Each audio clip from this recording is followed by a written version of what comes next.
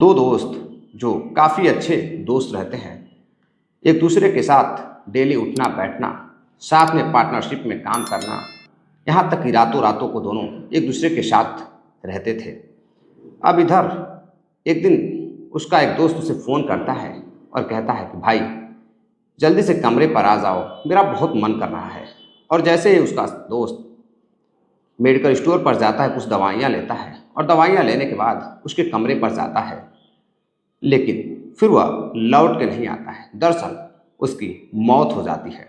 इधर घर वाले इंतजार कर रहे थे, लेकिन जब लोगों की उसके मौत की हकीकत पता चलती है तो लोग बड़े हैरान रह जाते हैं। लोगों को यकीन नहीं हो रहा था। तो नमस्कार, प्रणाम, मैं ऋषि राय। आज की जो कहानी है उन्हीं दो दोस्तों की है, जो दोनों दोस्त समलैंगिक रहते हैं। दरअसल साथियों, मैं बात कर रहा हूँ बिहार की, बिहार के बेगूसराय की। बेगूसराय में एक गांव लगता है। उसी गांव के रहने वाले दो दोस्त बिट्टू और सुमित, दोनों काफ़ी अच्छे दोस्त रहते हैं। दोनों एक दूसरे के साथ घंटों घंटों समय व्यतीत किया करते थे। दोनों में काफ़ी अच्छी गहरी दोस्ती रहती है। एक दिन बिट्टू अपने दोस्त से बातचीत करता है तो अब उसके साथ प्रेम भरी बातें करने लगता है। दरअसल जो सुमित रहता है उसकी आवाज़ बिल्कुल लड़कियों की तरह, बातचीत चाल ढाल सब लड़कियों की तरह रहता है। अब उस पर बिट्टू फिदा हो जाता है। फिदा होने के बाद अब दोनों समलैंगिक हो जाते हैं। दोनों एक दूसरे को मोहब्बत करने लगते हैं। और इधर जो बिट्टू रहता वह तैयारी कर रहा था, और तैयारी करते करते वह कोचिंग भी चला रहा था, प्रतियोगिता की कोचिंग चला रहा था। और इधर साथ में सुमित भी शामिल हो जाता है। दोनों मिलकर अब पार्टनरशिप में कोचिंग को चलाने लगते हैं। कोचिंग काफ़ी अच्छी चल रही थी और इधर बिहार टीचर में बिट्टू का सिलेक्शन हो जाता है। अब वह टीचर बन जाता है, अध्यापक बन जाता है। इधर सुमित अभी दरोगा वगैरह की तैयारी कर रहा था। अभी सुमित का कहीं हला भला नहीं हुआ था। दोनों काफ़ी अच्छे दोस्त थे। अब जो पैसे की कमी थी वो बिट्टू पूरा करता था, और सुमित अक्सर कर बिट्टू से मिलने के लिए उसके कमरे पर जाया करता था। अब इधर समय बीतता गया। एक दिन 19 अक्टूबर को बिट्टू अपने घर से निकलता है, कोचिंग जाता है। कोचिंग जाने के बाद वह शाम को घर नहीं लौटता है। रात हो जाती है, 10 बज जाते हैं, 12 बज जाते हैं। अब घर वाले काफ़ी परेशान हो जाते हैं। परेशान होने के बाद अब सुमित को फ़ोन करते हैं तो सुमित बताता है कि उसकी तो मुलाकात सुबह से ही नहीं हुई है। अब इधर घर वाले बहुत परेशान होते हैं। परेशान होने के बाद बिट्टू के और दोस्तों से बातचीत करते हैं। बातचीत करने के बाद साथियों इधर आस पड़ोस में भी पूछताछ करते हैं। कोचिंग के लड़कों से पूछताछ करते हैं कि लेकिन कहीं कुछ पता नहीं चल रहा था। अब जब कहीं कुछ पता नहीं चल रहा था तो अब उसके पिताजी देवेंद्र काफ़ी परेशान होते हैं। परेशान होने के बाद बेगूसराय पुलिस के पास जाते हैं। जाकर बताते हैं कि उनका लड़का सुबह कोचिंग के लिए निकला था, वह एक अध्यापक है, लेकिन उसका कुछ अता पता नहीं है। अब इधर पुलिस भी शिकायत दर्ज करती है और जांच पड़ताल में जुट जाती है, लेकिन पुलिस को कहीं से कोई क्लू नहीं मिल रहा था। अब इधर सुमित, जो कि काफ़ी नज़दीकी दोस्त था, पुलिस सुमित से भी पूछताछ करती है, लेकिन कहीं कुछ पता नहीं चल रहा था।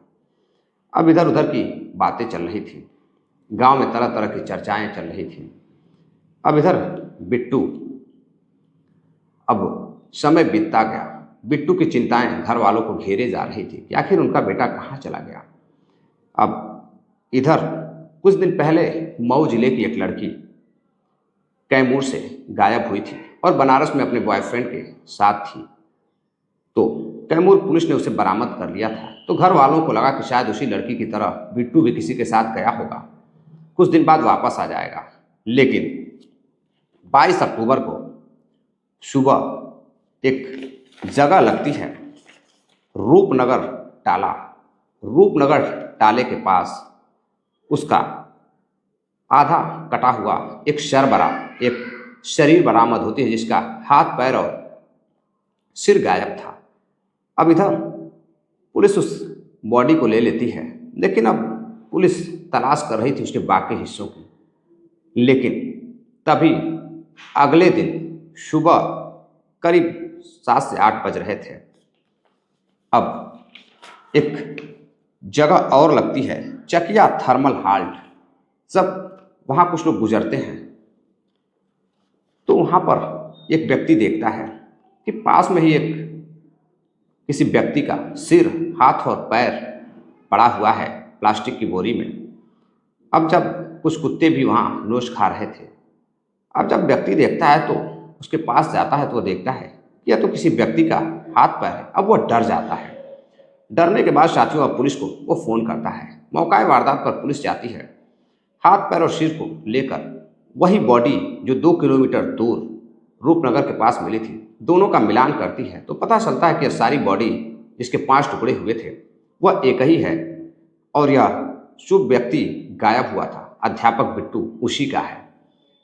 अब पुलिस जांच पड़ताल करने में जुट जाती है। शहर में चारों तरफ खौफ का माहौल हो जाता है। घर वाले डर जाते हैं, गांव वालों डरे रहते हैं कि आखिर बिट्टू का कोई दुश्मन नहीं था, काफ़ी अच्छा लड़का था, अध्यापक था, किसी से दुश्मनी नहीं थी, तो उसके 5 टुकड़े किसने किए होंगे। अब गांव वाले भी जानना चाहते थे, परिवार वाले भी जानना चाहते थे और इधर उसके दोस्त सुमित वगैरह भी जानना चाहते थे। सभी लोग हैरान थे। अब पुलिस जांच पड़ताल में जुटती है। अब बॉडी मिल जाती है तो ये क्लियर हो जाता है कि उसका कत्ल किया गया है। अब वह कहीं किसी लड़की के साथ या किसी के साथ घर छोड़कर नहीं गया है। पुलिस जांच पड़ताल में जुटती है तो पता चलता है कि 19 अक्टूबर को सुबह उसने करीब 8 बजे सुमित को फ़ोन कर बुलाया था और उसके बाद से वह लापता है। अब पुलिस को पूरा शक होता है तो पुलिस अब कोचिंग की सीसीटीवी फुटेज, आसपास की सीसीटीवी फुटेज खंगालने लगती है और इधर सुमित से भी पुलिस बातचीत करती है। अब एक जगह सुमित के साथ एक दोस्त के कमरे पर जाता हुआ बिट्टू दिखाई देता है, लेकिन वहाँ से निकलते हुए नहीं दिखाई देता है। अब इधर पुलिस सुमित को गिरफ्तार करती है और जब सुमित से पूछताछ करती है तो सुमित इधर उधर की बातें करता। वो बताता कि वो बहुत अच्छा दोस्त था। अब उसने बिट्टू को किसी ने क्यों मारा उसको पता नहीं है। अब इधर पुलिस भी काफ़ी हैरान थी कि सुमित को भी नहीं पता है। लेकिन जब सुमित से पुलिस पूछती है कि ये बताओ कि कमरे में तुम दोनों अंदर गए, लेकिन करीब सुबह 9 बज रहा था, एक दोस्त धीरज उसी के कमरे में दोनों गए हुए थे, लेकिन वापस सिर्फ तुम ही लौटे हो, बाकी वो क्यों नहीं आया।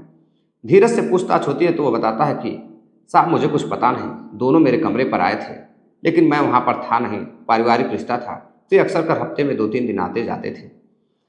अब इधर सुमित से पुलिस कड़ाई से पेश आती है। उसके बाद सुमित टूट जाता है और एक ऐसी कहानी बताता है जिसको सुनकर पुलिस वालों के ही नहीं बल्कि गांव वालों के भी पैरों तले जमीन खिसक जाती है। साथियों, आज से करीब 3 साल पहले जब सुमित और बिट्टू काफ़ी गहरी दोस्ती होती है, बिट्टू की जब पहली मुलाकात सुमित से होती है, वह सुमित को देखता है कि सुमित कुछ समलैंगिक टाइप का है, लड़कियों जैसी मीठी मीठी आवाज़, सुरीली आवाज़ में बातें करता था। तो अब बिट्टू और सुमित दोनों एक दूसरे के करीब आने लगते हैं और धीरे धीरे काफ़ी अच्छी दोस्ती हो जाती है और दोनों एक साथ पढ़ाई करना स्टार्ट कर देते हैं, तैयारी करने लगते हैं। तैयारी आगे बढ़ती गई तो फिर दोनों ने ठाना कि खर्च वगैरह चलाने के लिए, पढ़ाई लिखाई के लिए क्यों ना हम एक कोचिंग चलाएं, जिससे खर्च भी निकलता रहेगा और हम दोनों की पढ़ाई भी होती रहेगी। अब इधर कोचिंग पार्टनरशिप में खोलते हैं और बिट्टू और सुमित मिलकर कोचिंग चलाने लगते हैं। कोचिंग चलाते चलाते अब दोनों की नज़दीकियाँ इतनी बढ़ जाती है कि अब सुमित जो रहता है वह अब बिट्टू के पास कमरे में जाता है और बिट्टू के साथ बात करते करते अब दोनों एक दूसरे की तरह पति पत्नी की तरह रहने लगते हैं। अब इधर बिट्टू एक दिन अपने दोस्त सुमित को बुलाता है और उसके साथ संबंध बनाने लगता है। अब इधर सुमित को भी जब मन करता तो सुमित भी बिट्टू को फ़ोन करता और दोस्त धीरज के कमरे पर जाता, दोनों वहाँ बातचीत करते और जब धीरज नहीं होता तो उसके कमरे पर जाकर दोस्त था जब वो किसी काम से बाहर चला जाता था तो यह दोनों अंदर दरवाज़ा बंद करके एक दूसरे के साथ समलैंगिक संबंधों में जुड़ जाते। शाम होती तो घर जाते। अब समलैंगिक संबंध का दौर जारी था। दोनों को जब मन करता था, जब भी इनकी इच्छा होती थी तो दोनों एक दूसरे के साथ शारीरिक संबंध बनाया करते थे। समय बीतता गया। एक दिन किसी लड़की को लेकर दोनों में आपसी विवाद होता है, झगड़ा होता है। अब झगड़ा इस कदर का होता है कि काफ़ी बड़ा झगड़ा हो जाता है। और जब धीरज उससे पूछता है सुमित और बिट्टू से कि भाई किस बात के लिए तुम लोग झगड़ रहे हो, तुम लोग काफ़ी अच्छे दोस्त हो, एक दूसरे को काफ़ी अच्छी तरह से जानते हो। तो दोनों दोस्त कहते हैं कि देखो हम दोनों का झगड़ा है, हम दोनों समझ लेंगे, तुम्हें बीच में पड़ने की ज़रूरत नहीं है। अब इधर धीरज वहाँ से साइड हो जाता है। अब दोनों कुछ दिन बाद फिर एक दूसरे से मिलते हैं और मिलने के बाद अब फिर से उनकी धीरे धीरे दोस्ती बढ़ने लगती है। अब इधर बिट्टू की जो चाहत थी वो सुमित के प्रति बढ़ने लगती है। वो सुमित को फ़ोन करता है और फिर से एक कमरे पर बुलाता है और बुलाने के बाद अब उससे बातचीत करने लगता है, झगड़े को सुलझाने लगता है। झगड़े को सुलझाते सुलझाते अब दोनों इतने करीब आ जाते हैं कि फिर से बिट्टू सुमित के साथ शारीरिक संबंध बनाने लगता है। अब इधर शारीरिक संबंध बनाने लगता है। सुमित बिल्कुल लड़कियों की तरफ बिट्टू को टूट कर चाहता था। बिट्टू भी अब सुमित को टूट कर चाहने लगा था। दोनों शादी नहीं करना चाहते थे, दोनों एक दूसरे के साथ रहना चाहते थे। लेकिन एक दिन सुमित के घर सुमित का रिश्ता आता है। जब सुमित का रिश्ता आता है एक लड़की का, तो सुमित के घर वाले शादी के लिए तैयार हो जाते हैं। लेकिन कुछ दिन बाद जब बिट्टू उससे मिलता है धीरज के कमरे पर, तो सुमित उसे बताता है कि देखो अब मैं तुम्हें समय नहीं दे पाऊंगा, अब मेरे ज़िंदगी में भी कोई लड़की आने वाली है, मेरी शादी फिक्स हो गई है, बहुत जल्द मेरी शादी होने वाली है। अब इधर बिट्टू जब यह बात सुनता है तो वह गुस्सा हो जाता है और गुस्सा होने के बाद अब सुमित से झगड़े करने लगता है। वो बताता है कि वो उसे बहुत प्यार करता है, दोनों बिना शादी के बिना लड़की के ही एक दूसरे के साथ रह लेंगे। लड़की की क्या ज़रूरत है, दुल्हन की क्या ज़रूरत है, शादी करने की क्या ज़रूरत है। अब सुमित के शादी करने से रिश्ता फिक्स होने थे बिट्टू काफ़ी नाराज़ रहता था। बिट्टू जब नाराज़ रहता था तो सुमित का जब मन करता था तो वो अभी बेचैन हो जाता था, उससे दूर नहीं रह पाता था। अब इधर सुमित बिट्टू को फ़ोन करता, बिट्टू से मिलने के लिए जाता। अब एक दिन बिट्टू सुमित को 19 अक्टूबर को सुबह 9 बजे करीब फ़ोन करता है। सुमित को फ़ोन करता है तो सुमित कहता है कि देखो आज जितना मन करे मेरे साथ जितना प्यार करना है कर लो, अब मेरी शादी होने वाली है। अब इसी बात पर बिट्टू मेडिकल स्टोर जाता है, वहाँ से कुछ शक्तिवर्धक दवाइयाँ लेकर आता है। उसे खाने के बाद फिर अब सुमित को फ़ोन कर बुलाता है। वह कहता है ठीक है, मैं धीरज के कमरे पर जा रहा हूँ, तुम धीरज के कमरे पर आओ। अब धीरज के कमरे पर सुमित पहुँचता है। पहुँचने के बाद अब उसके साथ कमरे में अंदर जाता है, दरवाज़ा बंद करता है। फिर दोनों करीब 3 से 4 बार एक दूसरे के साथ शारीरिक संबंध बनाते हैं। इस पर भी जब सुमित का मन नहीं भरता तो सुमित बिट्टू से कहता कि ठीक है, आज जितना चाहे उतना कर लो। अब बिट्टू इस कदर उसके साथ शारीरिक संबंध साथियों बनाने लगता है अपने ही दोस्त के साथ, सुमित के साथ, कि सुमित अब वहाँ से जब पूरी तरह से बिट्टू का मन भर जाता तो बिट्टू आराम करने लगता है धीरज के कमरे पर, और इधर सुमित बाहर निकल कर जाता। जब सुमित कमरे से बाहर निकल कर जाता है घंटों बाद, तभी उसके 2 भतीजे जिनका नाम दीपक और राजू रहता है वह बाहर मिलते हैं और सुमित से पूछते हैं कि चाचा आप कहाँ जा रहे हो। तो बताता है कि वह घर की तरफ जा रहा है, ये कई क्षेत्र के रहने वाले थे। तभी जो दीपक रहता है उसका भतीजा, उसकी नज़र सुमित के पैंटों पे पड़ती है। पीछे की तरफ खून निकल रहा था, खून लगा हुआ था, ब्लीडिंग हो रही थी। तभी दीपक कहता है कि चाचा आपके पीछे से खून निकल रहा है, कपड़े पर खून लगा हुआ है, आखिर ऐसा क्या हो गया है, कहाँ इतनी ज़्यादा चोट लग गई है, आखिर आपके साथ ऐसा क्या हो गया है कि ब्लीडिंग हो रही है, खून निकल रहा है। अब उसका चाचा सुमित कहता है कि देखो यूं ही हो गया होगा, लेकिन राजू जो कि पहले से उसका जो भतीजा था उसे शक था दोनों के संबंधों पर, वह दीपक से बताता है कि यह दोनों समलैंगिक हैं, मुझे शक है कहीं ना कहीं इसके साथ कुछ गलत हुआ है, इसका रेप किया गया है। अब दीपक को गुस्सा आता है, वो अपने चाचा से पूछता है कि चाचा आपके साथ किसने ऐसा किया है। तो अब बताता है कि उसका जो दोस्त बिट्टू है वह उसके साथ प्रेम संबंधों में है और उसने बुलाकर उसके साथ 3 से 4 बार शारीरिक संबंध बनाए हैं। अब इस बात पर दीपक गुस्सा हो जाता है कि सुमित का नाजायज़ फ़ायदा बिट्टू उठा रहा है। अब दोनों भतीजे मिलते हैं और मिलने के बाद अपने चाचा को समझाते हैं। चाचा बताता है कि यह मेरे शादी से भी खफा है, इसलिए मेरे साथ ऐसा करता है, मुझसे बदला ले रहा है। अब तीनों मिल करके उस कमरे में जाते हैं करीब 9 से 10 बजे। अब जब कमरे में जाते हैं, कमरे में जाने के बाद बिट्टू का गला दबा करके जो सुमित रहता है उसका समलैंगिक साथी और उसके दोनों भतीजे उसकी हत्या कर देते हैं। हत्या करने के बाद धीरज अभी घर पर नहीं आया था। अब इधर एक भतीजा धीरज को बहला फुसला कर बाहर ही रखता है और दोनों मिलकर जब अंधेरा हो जाता है तो उसे लेकर गांव के एक चिमनी के पास जाते हैं जहां सुनसान पड़ा हुआ था। बिल्कुल सुनसान एरिया थी, कहीं कोई आता जाता नहीं था।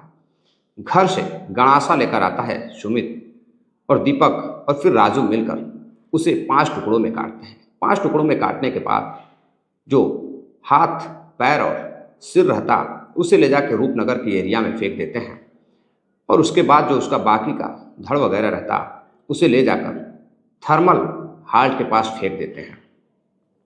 अब पुलिस जब यह घटना सुनती तो हैरान रह जाती।